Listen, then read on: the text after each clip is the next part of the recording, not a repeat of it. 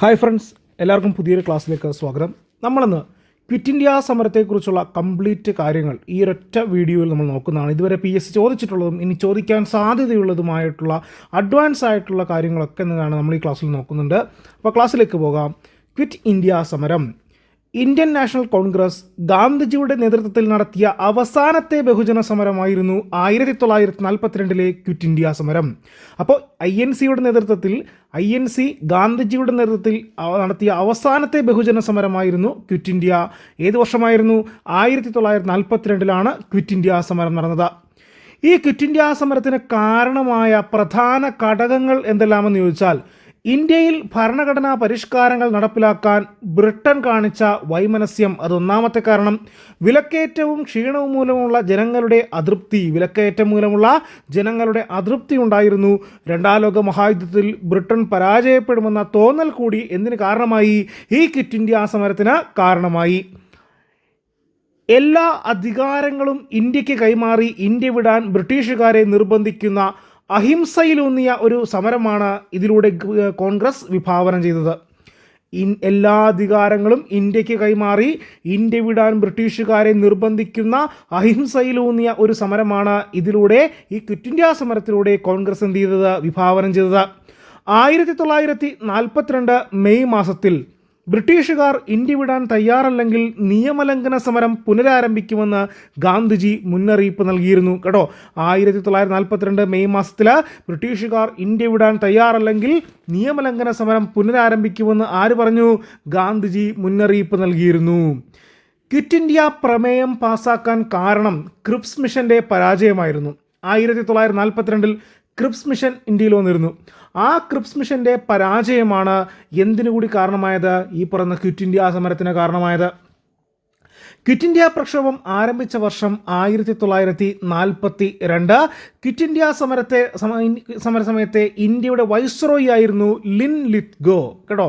Quit India സമയത്ത് ഇന്ത്യയുടെ viceroy ആരായിരുന്നു? ലിൻ ലിത്ഗോ ആയിരുന്നു. ഓർത്തിരിക്കുക. 1942 സമരം ആരംഭിച്ചത്.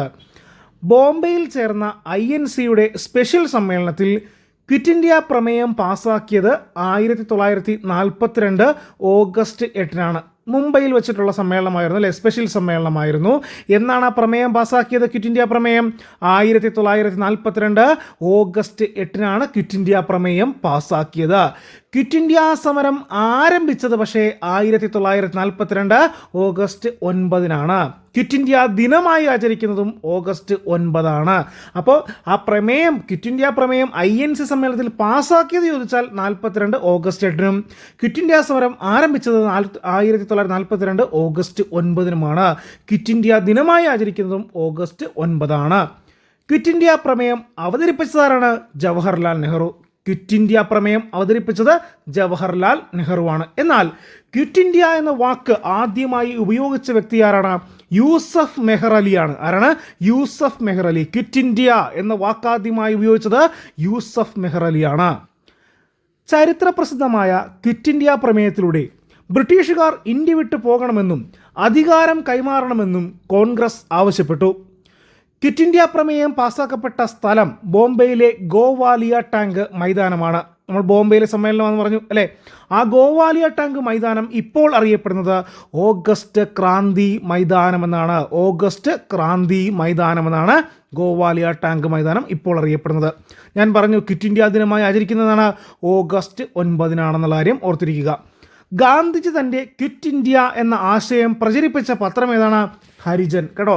ഗാന്ധിജി തൻ്റെ ക്വിറ്റ് ഇന്ത്യ എന്ന ആശയം പ്രചരിപ്പിച്ച പത്രം ഏതാണ്? ഹരിജനാണ്. ഹരിജൻ. ക്വിറ്റ് ഇന്ത്യ സമരവുമായി ബന്ധപ്പെട്ട് ഗാന്ധിജി അറസ്റ്റിലായ ദിവസം 1942 ഓഗസ്റ്റ് 9 കേട്ടോ. 1942 ഓഗസ്റ്റ് 9 എന്താണ്? ആ ഗാന്ധിജി അറസ്റ്റിലായി. PSC ആൻസർ എന്നാണ് 42 ഓഗസ്റ്റ് 8 എന്നാണ് ഇതിന് മുന്നേ ചോദിച്ചപ്പോൾ കൊടുത്തിരിക്കുന്നത് കേട്ടോ. പക്ഷേ അറസ്റ്റിലായതെന്നാണ് സമരം ആരംഭിച്ച് മണിക്കൂറുകൾക്കകമാണ് ഗാന്ധിജി അറസ്റ്റ് ആകുന്നത്. ഓഗസ്റ്റ് 9 കേട്ടോ. ക്വിറ്റ് ഇന്ത്യ സമരവുമായി ബന്ധപ്പെട്ട് ഗാന്ധിജി തടവിലാക്കിയ ജയിൽ ഏതാണ്? ആഗാഖാൻ കൊട്ടാര ജയിലിലായിരുന്നു കേട്ടോ. ക്വിറ്റ് ഇന്ത്യ സമരവുമായി ബന്ധപ്പെട്ട് ഗാന്ധിജി തടവിലാക്കപ്പെട്ട ജയിൽ ഏതാണ്? ആഗാഖാൻ കൊട്ടാര ജയിലാണ്. എന്നാൽ ഉപ്പ് സത്യാഗ്രഹവുമായി ബന്ധപ്പെട്ട് ഗാന്ധിജി അറസ്റ്റിലാക്കിയിട്ട് യർവാദ ജയിലിലാണ് അടക്കുന്നത് കേട്ടോ. ഗാന്ധിജി ഏറ്റവും കൂടുതൽ കാലം കടന്നിരിക്കുന്നതും എവിടെയാണ്?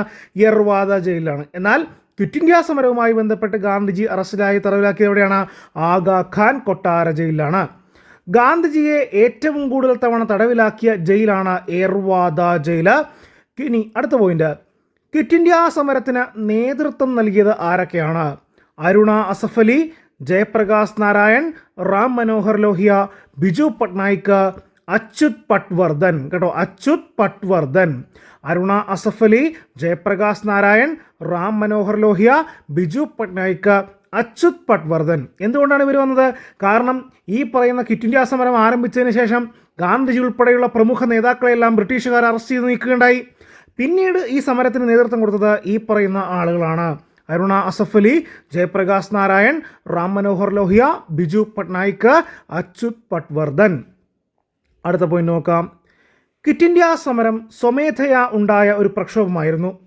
സമരത്തിൻ്റെ പദ്ധതികൾ ഒരുക്കും മുന്നേ തന്നെ ഗാന്ധിജിയും കൂട്ടരും അറസ്റ്റിലായതിനാൽ പ്രക്ഷോഭത്തിന് അംഗീകൃതമായ പരിപാടിയോ നേതൃത്വമോ ഉണ്ടായിരുന്നില്ല.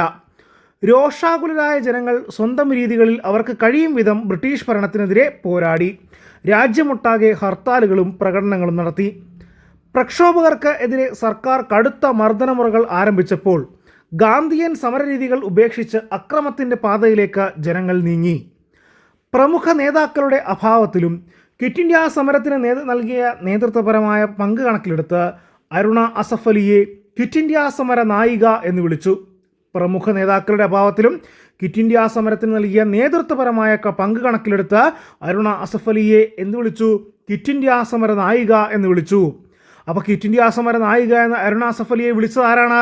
ഗാന്ധിജിയാണെന്നുള്ള കാര്യം കൂടി കൊടുത്തിരിക്കുക കേട്ടോ. ഗാന്ധിജി. അങ്ങനെയെങ്കിൽ ക്വിറ്റ് ഇന്ത്യ സമര നായകൻ ആരാണ്? ജയപ്രകാശ് നാരായൺ കേട്ടോ. ജയപ്രകാശ് നാരായൺ. ക്വിറ്റ് ഇന്ത്യ സമര നായകൻ ജയപ്രകാശ് നാരായൺ. ക്വിറ്റ് ഇന്ത്യ സമര അനുയായികൾക്ക് ഗാന്ധിജി നൽകിയ മുദ്രാവാക്യമാണ് പ്രവർത്തിക്കുക അല്ലെങ്കിൽ മരിക്കുക. Do or die. Quit India സമര അനുയായികൾക്ക് ഗാന്ധിജി നൽകിയ മുദ്രാവാക്യം എന്താണ്? പ്രവർത്തിക്കുക അല്ലെങ്കിൽ മരിക്കുക. ക്വിറ്റ് ഇന്ത്യ സമരകാലത്ത് മുസ്ലിം ലീഗുകാർ ഉയർത്തിയ മുദ്രാവാക്യമാണ് വിഭജിക്കുക, പുറത്തു പോവുക. ഡിവൈഡ് ആൻഡ് ക്വിറ്റ് കേട്ടോ. Divide and quit. ഇനി ക്വിറ്റ് ഇന്ത്യ സമരവുമായി ബന്ധപ്പെട്ട് കോൺഗ്രസ് സമ്മേളനത്തിൽ ഗാന്ധിജി പറഞ്ഞ വാക്കുകൾ ഇപ്രകാരമാണ്: ഇതാ ഒരു കൊച്ചു മന്ത്രം ഞാൻ നിങ്ങൾക്ക് തരുന്നു. നിങ്ങളുടെ ഓരോ ശ്വാസവും അതിന് ആവിഷ്കാരം നൽകണം. പ്രവർത്തിക്കുക അല്ലെങ്കിൽ മരിക്കുക. നാം ഒന്നുകിൽ ഇന്ത്യയെ സ്വതന്ത്രമാക്കും, അല്ലെങ്കിൽ ആ ശ്രമത്തിൽ മരിക്കും.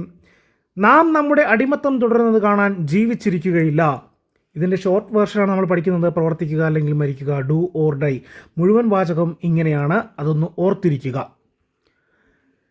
ക്വിറ്റ് ഇന്ത്യ സമരകാലത്ത് ജനങ്ങളിലേക്ക് രഹസ്യമായി സമര സന്ദേശം എത്തിക്കാൻ ഒളിവിൽ പ്രവർത്തിച്ചിരുന്ന സംവിധാനമായിരുന്നു കോൺഗ്രസ് റേഡിയോ അല്ലെങ്കിൽ ആസാദ് റേഡിയോ. ക്വിറ്റ് ഇന്ത്യ സമരകാലത്ത് ജനങ്ങളിലേക്ക് രഹസ്യമായി സമര സന്ദേശം എത്തിക്കാൻ ഒളിവിൽ പ്രവർത്തിച്ചിരുന്ന സംവിധാനമായിരുന്നു കോൺഗ്രസ് റേഡിയോ അല്ലെങ്കിൽ ആസാദ് റേഡിയോ. 1942 3 മാസക്കാലമാണ് ആസാദ് റേഡിയോ നിലയം പ്രവർത്തിച്ചത്. ഉഷ മേത്ത എന്ന വിദ്യാർത്ഥിനിയാണ്, 13 വയസ്സുള്ള ഉഷ മേത്ത എന്ന വിദ്യാർത്ഥിനിയാണ് കോൺഗ്രസ് റേഡിയോയുടെ പ്രവർത്തനത്തിന് ചുക്കാൻ പിടിച്ചത്. പ്രീവിയസ് ചോദ്യമാണ് കേട്ടോ. സാരേ ജഹാം സെ അച്ച എന്ന ദേശഭക്തി ഗാനത്തോടെ പ്രക്ഷോഭണം ആരംഭിച്ചിരുന്ന റേഡിയോ വന്ദേ മാതരത്തോടെയാണ് ഓരോ ദിവസവും പ്രവർത്തനം അവസാനിപ്പിച്ചിരുന്നത്. അപ്പോൾ ഈ റേഡിയോ ഓർത്തിരിക്കുക. ആസാദ് റേഡിയോ അല്ലെങ്കിൽ കോൺഗ്രസ് റേഡിയോ ഓർത്തിരിക്കുക. 1942 വെറും 3 മാസക്കാലമാണ് പ്രവർത്തിച്ചത്. ഉഷ മേത്തയാണ് അതിന് നേതൃത്വം കൊടുത്തത്. സാരേ ജഹാം സെ അച്ച എന്ന ദേശഭക്തി ഗാനത്തോടെ പ്രക്ഷേപണം ആരംഭിച്ചിരുന്ന റേഡിയോ വന്ദേ മാതരത്തോടെയാണ് ഓരോ ദിവസവും പ്രവർത്തനം അവസാനിപ്പിച്ചിരുന്നത്. അടുത്ത പോയിന്റ്, ക്വിറ്റ് ഇന്ത്യ പ്രക്ഷോഭം ആരംഭിച്ച് ആദ്യ മണിക്കൂറുകൾക്കുള്ളിൽ തന്നെ ഗാന്ധിജി ഉൾപ്പെടെയുള്ള കോൺഗ്രസിൻ്റെ പ്രമുഖ നേതാക്കളെ അറസ്റ്റ് ചെയ്യാൻ ബ്രിട്ടീഷുകാർ നടത്തിയ നീക്കമായിരുന്നു ഓപ്പറേഷൻ സീറോ അവർ. ഓപ്പറേഷൻ സീറോ അവർ. ഇനി മറ്റൊരു പോയിന്റ്, ക്വിറ്റ് ഇന്ത്യ പ്രക്ഷോഭത്തെ ദുർബലപ്പെടുത്താനായി പ്രധാന ഇന്ത്യൻ നേതാക്കളെയെല്ലാം, ബാക്കി ഇന്ത്യയിൽ ഫുള്ള് കേട്ടോ, നേതാക്കളെയെല്ലാം അറസ്റ്റ് ചെയ്ത് തടവിലാക്കുന്ന ബ്രിട്ടീഷ് നീക്കമായിരുന്നു ഓപ്പറേഷൻ തണ്ടർ ബോൾട്ട്. അപ്പോൾ ഓപ്പറേഷൻ 0 അവറും ഓർത്തിരിക്കുക, ഓപ്പറേഷൻ തണ്ടർ ബോൾട്ടും ഓർത്തിരിക്കുക. അടുത്ത പോയിന്റ്, ശക്തമായ പ്രക്ഷോഭത്തെ തുടർന്ന് രാജ്യത്തിൻ്റെ വിവിധ ഭാഗങ്ങളിൽ സമരക്കാർ ഭരണം പോലും പിടിച്ചെടുത്ത സംഭവങ്ങൾ ഉണ്ടായിട്ടുണ്ട് ക്വിറ്റ് ഇന്ത്യ സമരവുമായി ബന്ധപ്പെട്ട്. അതിനുദാഹരണമാണ് മഹാരാഷ്ട്രയിലെ സത്താറ, ഒഡീഷയിലെ താൽച്ചർ, ഉത്തർപ്രദേശിലെ ബലിയ, ബംഗാളിലെ തമുലാക്ക്. ഇവിടെയെല്ലാം എന്താണ്, അവിടുത്തെ നേതാക്കന്മാർ എന്ത് ചെയ്തു, ഭരണം പിടിച്ചെടുത്തു. ഇനി വളരെ ഇമ്പോർട്ടൻ്റ് ആയിട്ടുള്ള മറ്റൊരു പോയിൻ്റാണ് കേരളത്തിൽ ക്വിറ്റ് ഇന്ത്യ സമരവുമായി ബന്ധപ്പെട്ട് നടന്ന മറ്റു കാര്യങ്ങളൊക്കെ. ക്വിറ്റ് ഇന്ത്യ പ്രക്ഷോഭത്തോടനുബന്ധിച്ച് കേരളത്തിൽ തകർക്കപ്പെട്ട സ്ഥാപനങ്ങളാണ് Chemancheri railway station, Thalassery sub കോടതി, നടുവണ്ണൂർ രജിസ്റ്റർ ഓഫീസ്, ചോമ്പാലയിലെ ഉപ്പ് ഡിപ്പോ. അതേപോലെ തന്നെ ക്വിറ്റ് ഇന്ത്യ സമരവുമായി ബന്ധപ്പെട്ട് മലബാറിൽ നടന്ന മറ്റൊരു കാര്യമാണ് കീഴരിയൂർ ബോംബ് കേസ്. ഇതാണ് കീഴരിയൂർ ബോംബ് കേസ്. ഈ ബോംബ് സ്ഫോടനം നടന്നത് 1942 നവംബർ 17-നാണ്. കീഴരിയൂർ ബോംബ് സ്ഫോടനം നടന്നത് 1942 നവംബർ 17-നാണ്. ആ സ്ഫോടനത്തിന് നേതൃത്വം നൽകിയ വ്യക്തിയായിരുന്നു ഡോക്ടർ KB മേനോൻ. ഓർത്തിരിക്കുക, KB മേനോൻ. കീഴരിയൂർ ബോംബ് കേസിൻ്റെ ബുദ്ധി കേന്ദ്രം ആരെന്ന് ചോദിച്ചാൽ അത് ഈ ഡോക്ടർ KB മേനോനാണ്. അപ്പോൾ കീഴരിയൂർ ബോംബ് കേസ് എന്തുമായി ബന്ധപ്പെട്ടിരിക്കുന്നു? ക്വിറ്റ് ഇന്ത്യ സമരവുമായി ബന്ധപ്പെട്ടിരിക്കുന്നു. എന്ന് നടന്നു 1942 നവംബർ 17. ആരായിരുന്നു നേതൃത്വം കൊടുത്തത്? Doctor KB Menon. ബുദ്ധി കേന്ദ്രമാരായിരുന്നു ഡോക്ടർ KB മേനോൻ. ഈ കീഴരിയൂർ ബോംബ് കേസുമായി ബന്ധപ്പെട്ട് അറസ്റ്റിലായ വ്യക്തികളാണ് ഒന്ന് ഡോക്ടർ KB മേനോനും കുഞ്ഞിരാമ കിടാവ്. കേട്ടോ, ഡോക്ടർ KB മേനോനും കുഞ്ഞിരാമ കിടാവ്. കേരളത്തിൽ ക്വിറ്റ് ഇന്ത്യ സമരാനുകൂലികൾ രഹസ്യമായി പുറത്തിറക്കിയ പത്രമായിരുന്നു സ്വതന്ത്ര ഭാരതം. കേട്ടോ, കേരളത്തിൽ ക്വിറ്റ് ഇന്ത്യ സമരാനുകൂലികൾ രഹസ്യമായി പുറത്തിറക്കിയ പത്രമാണിത്, സ്വതന്ത്ര ഭാരതം. അതേപോലെ വളരെ പ്രധാനപ്പെട്ട മറ്റൊരു പോയിന്റാണ് ഫറോക്ക് പാലം തകർക്കാനുള്ള ഗൂഢാലോചന ക്വിറ്റ് ഇന്ത്യ സമരവുമായി ബന്ധപ്പെട്ട് കേരളത്തിൽ നടന്ന മറ്റൊരു കാര്യമാണ്. കേട്ടോ, ഫറോക്ക് പാലം തകർക്കാൻ, കോഴിക്കോട് ഫറോക്ക് പാലം. ഇനി ക്വിറ്റ് ഇന്ത്യ സമരകാലത്ത് കർഷക സംഘങ്ങളുടെ നേതൃത്വത്തിൽ നടന്ന പ്രതിഷേധങ്ങളാണ് സർക്കാർ കെട്ടിടങ്ങൾ അവർ നശിപ്പിച്ചു, ടെലഗ്രാഫ് കമ്പികൾ മുറിച്ചിടുക, അതേപോലെ പാലങ്ങൾ തകർക്കുക. ഇതൊക്കെ ഈ ക്വിറ്റ് ഇന്ത്യ സമരവുമായി ബന്ധപ്പെട്ട് കർഷക സംഘങ്ങളുടെ നേതൃത്വത്തിൽ നടന്ന പ്രക്ഷോഭങ്ങളാണ്. കീഴരിയൂർ ബോംബ് കേസുമായി ബന്ധപ്പെട്ട് ആകെ അറസ്റ്റിലായത് 27 പേരായിരുന്നു. ഇതിൽ 13 പേരെ ആജീവനാന്ത തടങ്കലിൽ പാർപ്പിച്ചു. കേട്ടോ, കീഴരിയൂർ ബോംബ് കേസിൽ മേനോൻ ഉൾപ്പെടെ, ഡോക്ടർ KB മേനോൻ ഉൾപ്പെടെ ആജീവനാന്ത തടങ്കലിലായത് 13 പേരാണ്. ടോട്ടൽ എത്ര പേരെ അറസ്റ്റ് ചെയ്തു? 27 പേരെ അറസ്റ്റ് ചെയ്യുകയുണ്ടായി. കീഴരിയൂർ ബോംബ് കേസുമായി ബന്ധപ്പെട്ട് ഇരുമ്പഴിക്കുള്ളിൽ എന്ന ഗ്രന്ഥം രചിച്ചത് VA കേശവൻ നായരാണ്. ആരാണ്? VA കേശവൻ നായർ, ഇരുമ്പഴിക്കുള്ളിൽ. അതേപോലെ തന്നെ ഈ കീഴരിയൂർ ബോംബ് കേസുമായി ബന്ധപ്പെട്ട് സുഭാഷ് ചന്ദ്രബോസിൽ നിന്ന് കത്ത് ലഭിച്ച നേതാവ് കൂടിയാണ് ആര്? Doctor KB Menon. കേട്ടോ, ഡോക്ടർ KB മേനോൻ.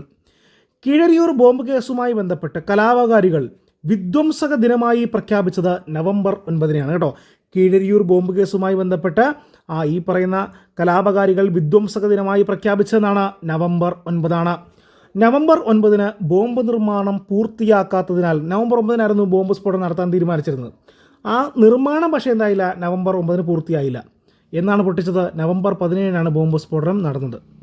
അത് പൊട്ടിക്കാൻ തീരുമാനിച്ച നവംബർ 9. അതുകൊണ്ടാണ് വിധ്വംസക ദിനമായിട്ട് ആചരിക്കുന്നത്. കേട്ടോ, കീഴരിയൂർ ബോംബ് കേസിനെ കുറിച്ച് പ്രതിപാദിക്കുന്ന ഹിന്ദി നാടകം ചോദിച്ചാൽ വന്ദേ മാതരമാണ്, വന്ദേ മാതരം.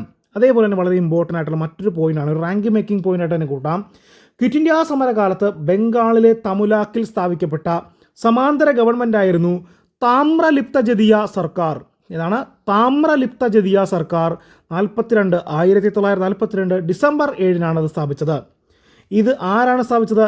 ഇന്ത്യൻ സ്വാതന്ത്ര്യ സമര സേനാനിയായിരുന്ന സതീഷ് ചന്ദ്ര സാമന്തയായിരുന്നു ഈ ഗവൺമെൻറ്റിന് നേതൃത്വം നൽകിയതെന്നുള്ള കാര്യം കൂടി ഓർത്തിരിക്കുക.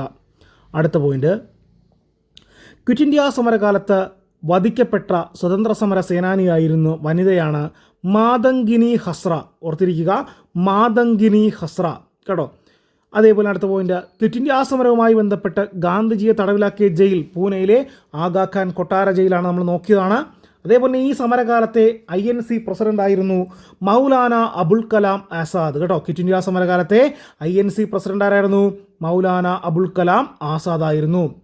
ഇന്ത്യൻ സ്വാതന്ത്ര്യ സമര ചരിത്രത്തിലെ അവസാനത്തെ ബഹുജന മുന്നേറ്റം കൂടിയാണ് ക്വിറ്റ് ഇന്ത്യ സമരം. ആദ്യത്തെ നമുക്കറിയാം നിസ്സഹകരണ സമരമാണ്, അവസാനത്തേതാണ് ക്വിറ്റ് ഇന്ത്യ സമരമാണ്. 1857 വിപ്ലവം പോലെ ഏറ്റവും ഗുരുതരമായ ഒരു വിപ്ലവമെന്ന് ക്വിറ്റ് ഇന്ത്യ പ്രക്ഷോഭത്തെ വിശേഷിപ്പിച്ച വൈസ്രോയിയാണ് ലിൻ ലിത്ഗോ. 1857 വിപ്ലവം പോലെ ഏറ്റവും ഗുരുതരമായ വിപ്ലവം എന്ന് ക്വിറ്റ് ഇന്ത്യ പ്രക്ഷോഭത്തെ വിശേഷിപ്പിച്ച വ്യക്തിയാരാണ്? ലിൻ ലിത്ഗോയാണ്. ഇത് നമ്മൾ പഠിച്ചതാണ്. പ്രവർത്തിക്കുക അല്ലെങ്കിൽ മരിക്കുക. നാം ഒന്നുകിൽ ഇന്ത്യയെ സ്വന്തമാക്കും അല്ലെങ്കിൽ ആശ്രമത്തിൽ മരിക്കും, അല്ലേ? നാം നമ്മുടെ അടിമത്തം തുടരുന്നത് കാണാൻ ജീവിച്ചിരിക്കുകയില്ല. INC സമ്മേളനത്തിൽ വെച്ചാണ് ഗാന്ധിജി പ്രകാരം പറഞ്ഞത് കേട്ടോ. ക്വിറ്റ് ഇന്ത്യ സമരത്തിന് സത്താറയിൽ നേതൃത്വം നൽകിയത് നാനാ പാട്ടീലാണ് കേട്ടോ. ക്വിറ്റ് ഇന്ത്യ സമരത്തിന് സത്താറ നമ്മൾ പിടിച്ചെടുത്തു എന്ന് പറഞ്ഞിരുന്നു. അതിന് നേതൃത്വം നൽകിയത് ആരാണ്? നാനാ പാട്ടീൽ കേട്ടോ. നാനാ പാട്ടീൽ. ലാസ്റ്റത്തെ വളരെ ഇമ്പോർട്ടൻ്റ് ആയിട്ടുള്ള ഒരു പോയിന്റാണ്, വേണേൽ ചോദിക്കാൻ സാധ്യതയുള്ള ഒരു പോയിന്റ് കൂടിയാണ്. ക്വിറ്റ് ഇന്ത്യ സമരത്തിൽ നിന്നും വിട്ടുനിന്ന സംഘടനകൾ: communist party of India, RSS, Hindu Mahasabha, Muslim league. Communist party of India, RSS, Hindu Mahasabha, Muslim league. ഈ ക്ലാസ് ഇഷ്ടമായാൽ തീർച്ചയായും ഒന്ന് ലൈക്ക് ചെയ്യുക, ഷെയർ ചെയ്യുക. താങ്ക്